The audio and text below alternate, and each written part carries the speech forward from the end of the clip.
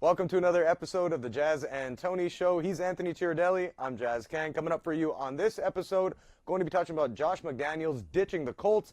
Plus, we'll check in on Jason Kelce and his weird speech at the Super Bowl parade in Philly. And finally, the NHL trade deadline now less than 2 weeks away. But starting off, first things first, Anthony, the Olympics are underway, specifically ice hockey. What happened yesterday with Team USA against Slovenia? Really, I think they took Slovenia too lightly. They came out, got a 2-0 lead through 2 periods, really were carrying the play the entire game. I just think they took Slovenia lightly. They really had sloppy play towards the end of the third period with Slovenia tying the game, I think with about a minute left, a little over. So really, it was just, I think, inexperience in big games. Obviously, these guys are all playing mostly in foreign leagues, and I think they thought that it was going to go like it did. And when the NHL players were playing the Olympics, where Slovenia is kind of, I mean, they had a good Olympics last, I think, better than they're expecting, but not necessarily always the best team with the NHL players. But now I think the scales are even, like we were mentioning in the last show. Not as many NHL players. The teams that didn't originally have a lot of NHL players in the first place are kind of maintaining their ability level. The big six with all the NHL players, they're coming down. So I think the quality is going to come closer. Well, to me, I think the Olympic hockey tournament is a joke this time. I'm keeping up with who's winning and what's happening. I saw that Russia also lost to Slovakia yesterday 3-2, which is a huge surprise because if you consider the fact that Russia is stacked with former NHL players, now KHL guys. But you know what? I think this is the way this tournament's going to work out. And overall, I think it's going to be a positive for hockey in general, and that reason being that you're going to have a team like Slovenia maybe making it to a gold medal game. One of the smaller countries, even Slovakia, I mean, they're typically a pretty decent hockey nation, but if they get to a point that they can get to a gold medal game, it'll help expand kind of the sport on a more international level. But overall, I mean, I think it's going to be like that. I don't think the best team, per se, on paper is going to win this tournament, so it'll be interesting to see. Canada doesn't play yet for a couple more days. They're full with a bunch of ex-Canucks anyways, like Andrew Ebbett, Mason Raymond, Marc-Andre Grignani, but that's a topic for another day. We're going to go ahead and save that one. But if you had to pick a team right now, I know it's real early in the tournament, who do you think wins it? I think it's still Russia. I really think this probably hopefully is a wake-up call for them. I think that their star player level with Datsuk and Kovalchuk and Shipachev, the rookie who was playing for Say his name again? Shipachev. Yeah, all right. That sounds good, yeah. So, yeah, Shipachev, I think this is going to be a wake-up call for them. I really think they're going to come back. They're going to win a couple games. The way this tournament is formatted, you're not necessarily out right away if you lose. So I think that they're going to have a wake-up call. They're going to come back. Although the one thing going against them, they haven't done well in the past few Olympics. I don't think they've been higher than 5th since 2006. So we'll see. Yeah, they've always been a kind of a powerhouse. I mean, they had those teams with Ovechkin and Malkin and Datsuk when he was in his prime years and Kovalchuk. Something always went wrong. I remember Canada, I think, played them in the semifinal game in 2010 and ended up, or it was a quarterfinal game, sorry. And Canada ended up, I think, hanging like 7 goals on that team too. So they couldn't defend at all. But like I said earlier, you know what? I'm going to go on a limb. I'm going to take a different team. I think a team like Slovakia, one of the lesser-known hockey nations, is going to come out and win this tournament. Now, moving on to football. Again, you know what? If you'll notice this, if you watch a lot of our episodes, we always have to touch on something Patriots. That's because a Boston guy sitting here next to me. Josh McDaniels ends up ditching the Colts. As you see him being a total D-bag there. I'm apologizing for saying that ahead of time, but that was when they beat the Patriots back when he was coaching with the Broncos. He totally spurned the Colts. What are your thoughts on that? It doesn't look good. It's not a good look for Josh McDaniels and the Patriots. Obviously, Patriots fans, we always like to get it over on the Colts ever since the whole Deflategate thing came out, the rivalry with Brady. So a lot of Patriots fans are saying, like, oh, we got him again. They've got that meme online that's like where they have the division championship or the banner. They're like, they almost got Josh McDaniels. I saw that. Yeah, that was funny. A good one. Yeah, that is funny. But at the same time, it's not a good look. I mean, especially for his career. Who's going to want to sign Josh McDaniels as a coach or to hire him as a coach if he's already – I mean, he's done this now, I think, obviously to the Colts is one example. But he's always kind of testing the waters, and then there's always rumors that he's going to be hired, and then those rumors go away. And so I think he's really unsure of himself. For the Patriots, it's great. I mean, I think he's the one guy that you can really keep on the staff and will succeed Belichick. I mean, him staying, what does that say about Belichick's future? If Josh McDaniels wants to be a head coach, you would think he would have had to have been told something that would make him stay and delay his head coaching job by a year or two. Yeah, I think that's obviously what it was. I think Robert Kraft, Bill Belichick probably talked with McDaniels and said, hey, you know what, we're gonna, we'll sweeten the deal for you here. It's been confirmed that he got a little bit more money as well. But Belichick next year might be his last season, maybe 2 more years.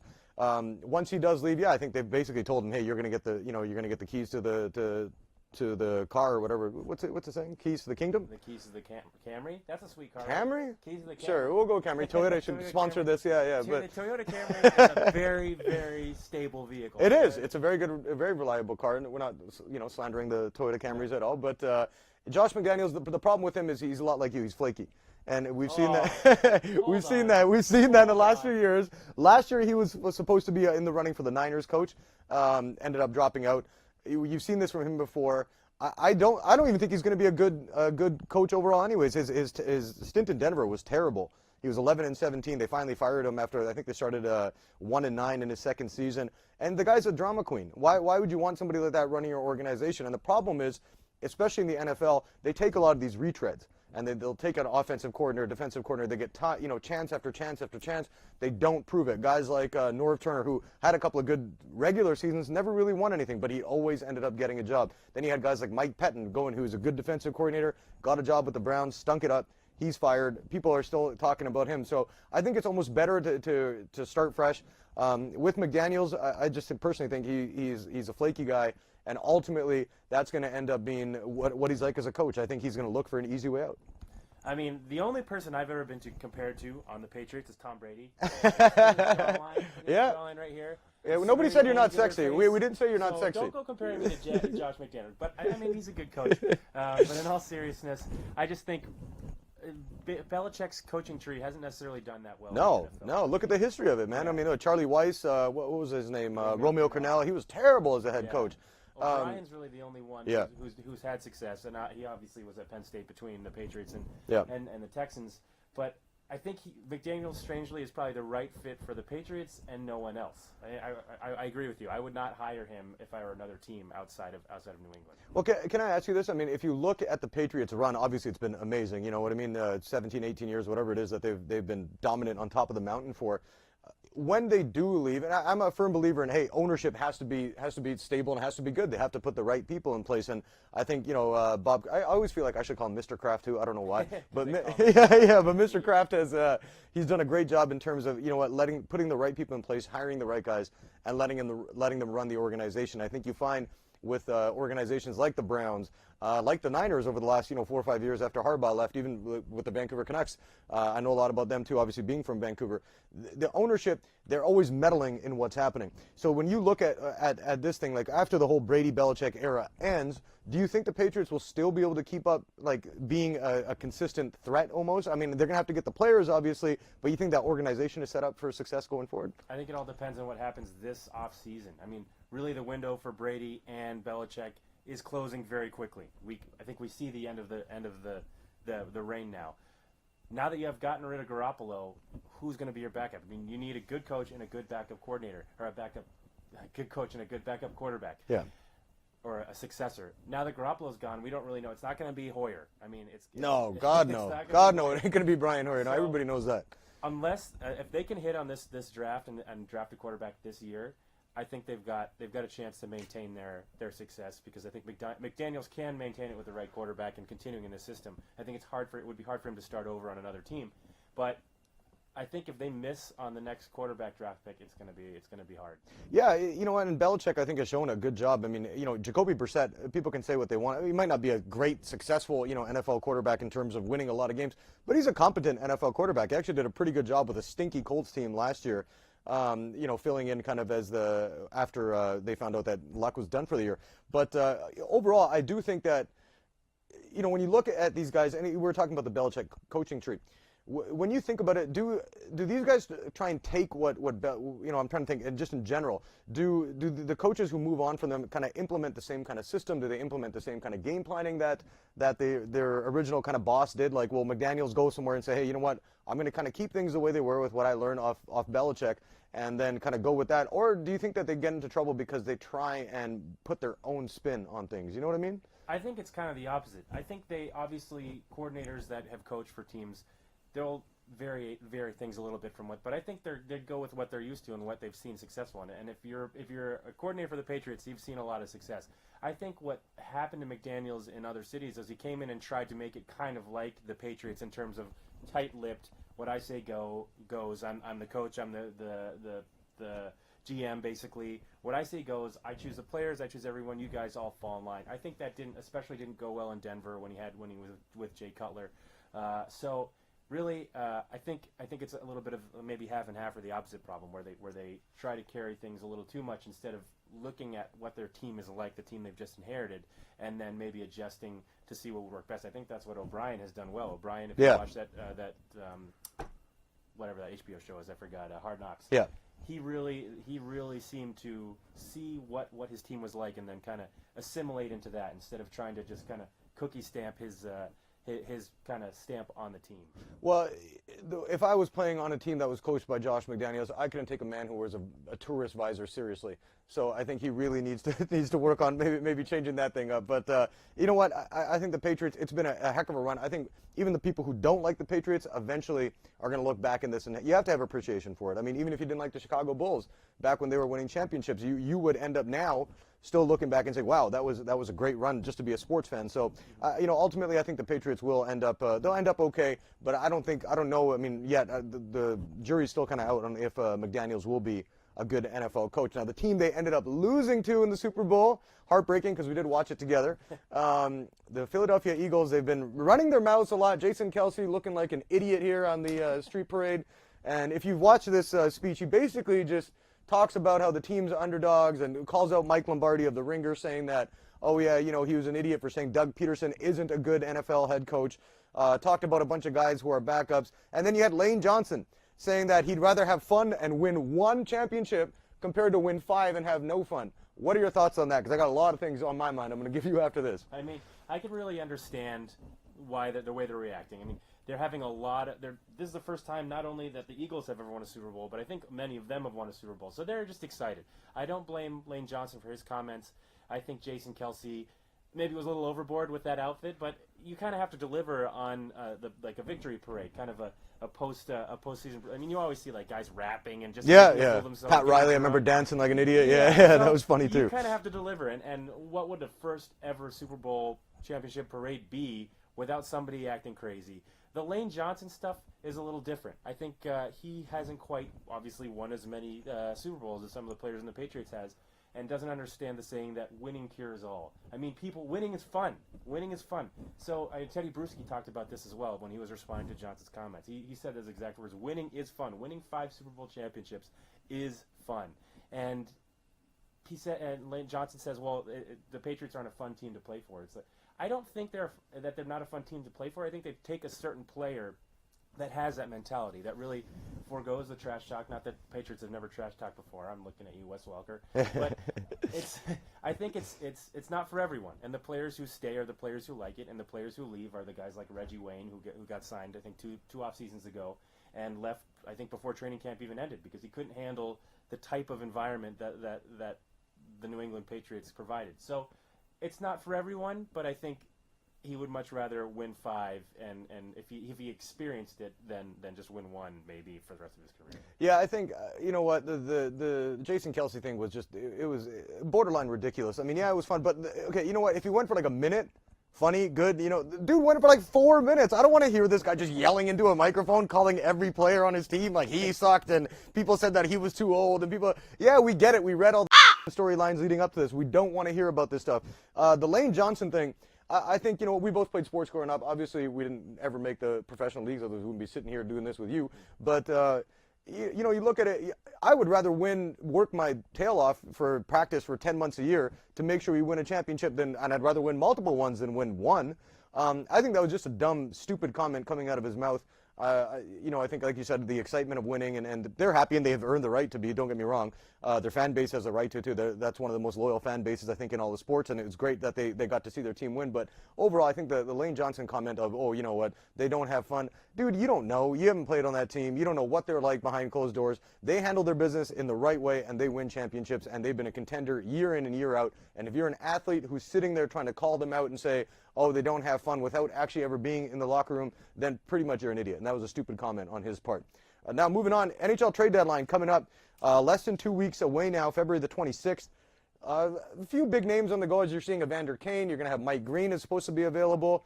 Mike Hoffman, Erik Goodbranson of the Canucks, they're all ranked in TSN's top 10 players that are available. What do you think about this, and which guys do you think will be the most impactful if they do get moved? I really think Ryan McDonough of the Rangers. Vanek, you mentioned. McDonough, though, is still a top defenseman. He's getting, I think he's only 27 or 28 years old. He's got a year on his contract, I believe, still. So he's going to command a high price. He's got a relatively manageable cap hit. And there's a lot of teams in the league that could use a defenseman. I'm thinking about the Toronto Maple Leafs. Yeah. Certainly could use a strong defenseman like McDonough. They've got some young prospects, too, that they can probably provide to the Rangers. I think I personally would like to see the Bruins make an offer for him. I think the Bruins have had a great season this year, contrary to what I thought was going to happen. Yeah. And so I don't know if I give up a lot if I'm the Boston Bruins. I think maybe you think about Anders Bjork. I don't know if that's going to get McDonough from the Rangers, but I think that he's going to have an impact. Vanek, you mentioned, is playing really well. Yeah. I think Vanek. I'm surprised that the Kings didn't go for Vanek. This trade that with Dion Phaneuf seems kind of maybe going horizontally and not up. Yeah, Phaneuf is not really. He's a little bit long in the tooth now. He's been around for a long time, but he's a big physical guy. He can still score. He's good on a second power play unit as the 3-4 defensive options, but. I think out of all those guys, the problem is Evander Kane's been on the trade block, it seems like, ever since he went to Buffalo. He's got about 36 points this year. He's doing his job, and which he doesn't have he has 36 points this year. But he's consistently up there for guys who want to trade for him. And apparently, he's not a good teammate. He's had issues in the locker room. He had domestic or assault charges, against him. He grabbed a woman by the neck in a Buffalo nightclub one time. And then you have, like, Mike Green, I think, is a great guy who can come in if your team's struggling on the power play and you're sitting, at the 15th, 20th best power play. He can come in and help you out. But I think one guy who really is going to be the best option out of the guys I mentioned off the top is going to be Mike Hoffman. He's only 28 years old. He's got 2 years left on his contract, just over $5 million a year, which is pretty damn good. He's also got 36 points, playing on a very, very bad Ottawa team. I think if you can put him on a team like a Boston, like a Pittsburgh, Toronto I think is pretty loaded up front. But if you look in the West, you have teams like Anaheim who might need some help getting some goals. The Vegas Golden Knights, even, you know what I mean? They can always add some pieces too, because they're not a team of one and 1A and then the rest of the guys. They're a team of spread out, good second, third line guys who know how to play together. So I think if you add a guy like Mike Hoffman there who can come in and do some damage for you, I think he's going to be the best option overall. But the Erik Goodbranson thing from Vancouver, a lot of people are saying, he's not worth it. He sucks because his Corsi rating's down. No, you need those guys in the playoffs. You need guys who are going to be able to, push people around, be tough, be physical. He's a right-handed defenseman, which is obviously a premium in the NHL now. So I think, but, on the flip side of it, with the NHL trade deadline, making a move at the deadline doesn't necessarily work all the time. I mean, I'm looking at the Boston. It worked. The Bruins won in 2011, but they had you had to bring that. And Cabriolet. Yeah. I mean, they won in spite of Thomas Cabriolet, not because of Thomas Cabriolet. And he was a big name back then. I mean, he had a good career up until there. But the NHL trade deadline overall, I think, is always the most fun. Yeah, absolutely. Out of the major leagues. I mean, the NFL this time you had the Garoppolo move happening. NBA trade deadline just passed. You had Cleveland made a flurry of moves. Like wild theories for the NBA trade deadline than you do in the NHL. But the NHL always something will hit you from out of nowhere, and you'll be like, what? Yeah, where did that come from? And you've seen it happen a few times. But I find it funny because the teams if you're a fan of a team who is not doing well, you're like, okay, load up. Let's ship off every UFA we have, every older guy. We talked about it earlier. The Rangers too, making that move where they sent out a letter to season ticket holders saying, hey, you know what? We're on the rebuild. We're not going to try and win a cup this year, even though it's only 3 points out of a playoff spot. But I think they're going to expect, hey, you know what? We want a good prospect. We want good draft picks. We want this. And the teams who are in contention, like the Bruins, like the Penguins, like Vegas, they are going to be like, well, why don't you add another piece? You know what I mean? So the NHL trade deadline always the best out of all the sports. Yeah, absolutely. I would agree. And it's coming up. It's coming right up, just like the end of the show. Yeah, that's it. Yeah. Oh, but hold on. He's going to dress a little nicer next week. Yeah. You know what, Anthony, he's a little bit not sure of himself all the time. He's a little bit low on the confidence scale, so he wanted to look a little bit better than me. We still know he doesn't. We still know the better looking guy sitting on this side of the table, so that's okay. I've been compared to Tom. Brady doesn't have a mop top on his head, though. That's the difference between us. I still love you, man. You know I love you. At least I have some. Yeah, that's true.